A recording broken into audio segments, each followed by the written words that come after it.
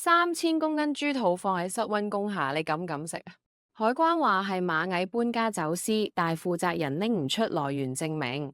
呢啲隨時變質嘅嘢，到底係民生剛需定係食安炸彈？大家好，今日係2026年5月12號星期二，我係 Marina。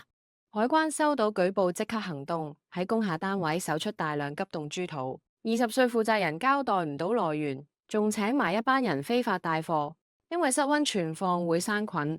批豬肚已經交俾市政署銷毀，治安警、勞工局、財政局全部參與調查。呢個非法散貨點可以話係被全方位封殺。如果呢啲豬肚真係流向市面，受害者可能就係你同我。